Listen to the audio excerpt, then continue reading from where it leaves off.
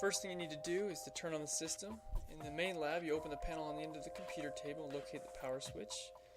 Then you'll need to get the Nexus icon from the desktop and open that up.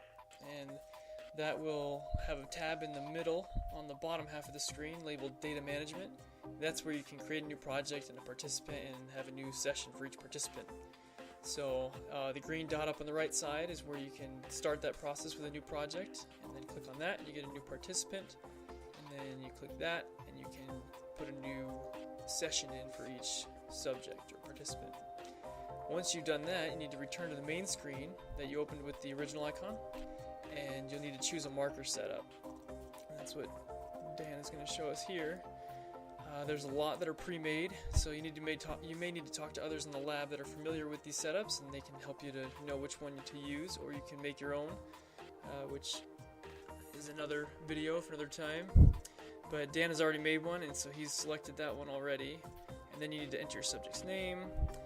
Once it's completed, you need to calibrate the machine, which means you have to define the field of view for the cameras. And so this wand that Kyle is using is going to do that for us. Before you can start with that wand, you need to start the process in the program. So you select all the cameras and change it to camera mode, and all those dots need to be blue. And then that's masking the cameras.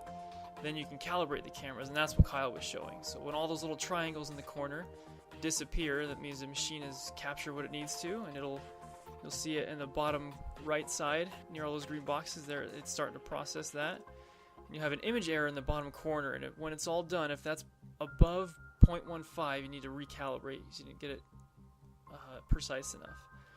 Now, Kyle just set that wand on the floor to tell the machine where the force platforms are, and so we get that set up, and then we are going to zero out our force plates. So from there, then we're going to put the markers on, and we're going to make sure that they don't move, and this is what the tape is for. When you're doing this, make sure you don't tape over any other markers. So they're all secured, but none of them are covered. And then when we are looking at, this is just the foot, and when we're looking at joint lines, you want to make sure you're in the right spot every time. And if you have any reflective material, that needs to be covered up. Could be on the shoes as well, so don't forget those.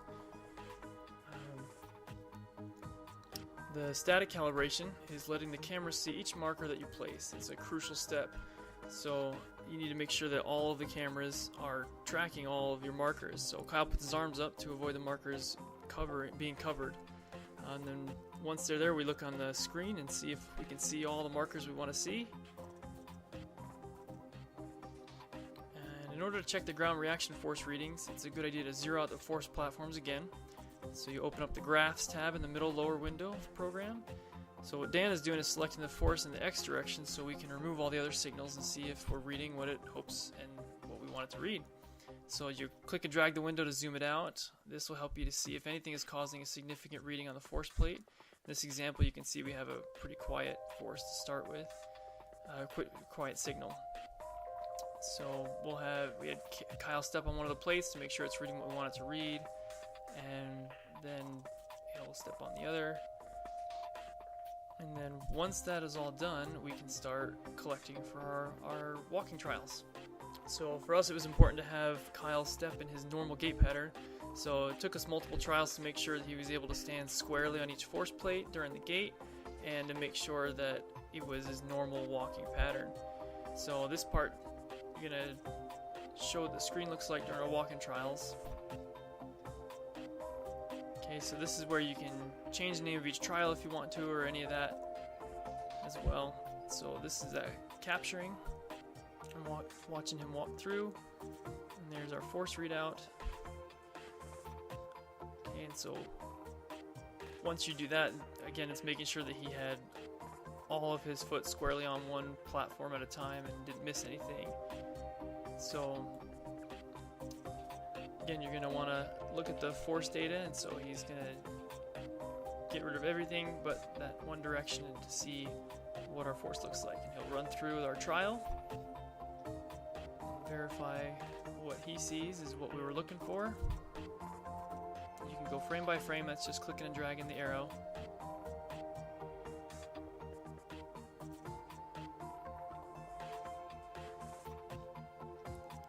once we're sure we have good quality trials, we need to label all those trials.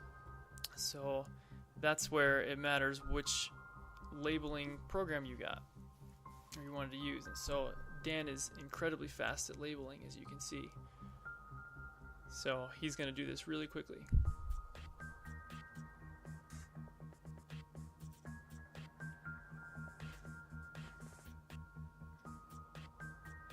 Okay, once he's labeled it, you can start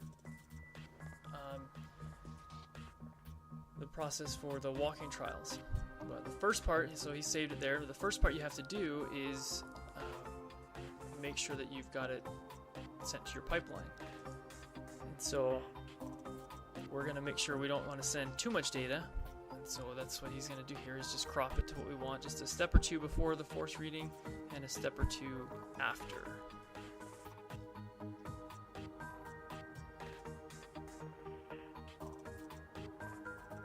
Pipeline ended.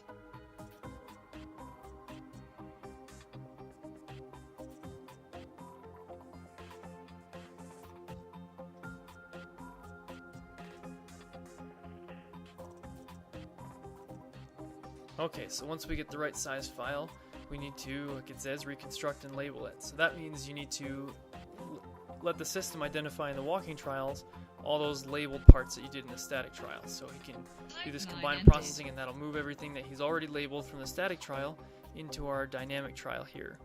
But what will happen now is we'll have some gaps. And so it looks good now, but there are some gaps that we need to fill. So that's what he's going to do now.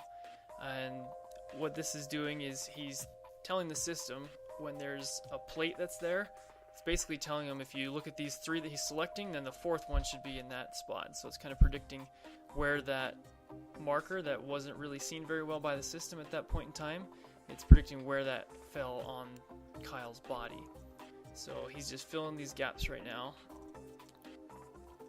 And then there's also trajectories that he's looking at.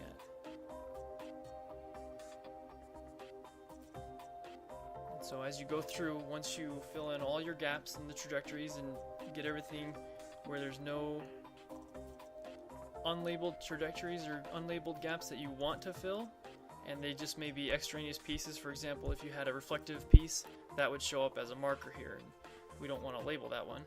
So once you've labeled all the things you want to label, then you can do the last step before you have to process the data, which would be to get rid of any unlabeled trajectories or unlabeled markers that you don't want. So that's what he's going to do in a second, once he's certain he's got all the ones marked that he wants and none of the ones he doesn't want.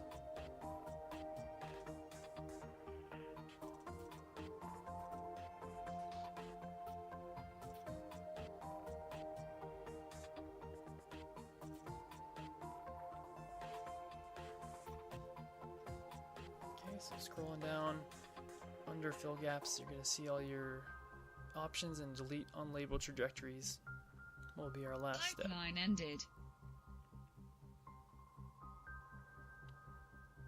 Okay, once we do that, we can save it and send it to Visual 3D or through MATLAB or whatever program you want to use to process your data. Thank you very much.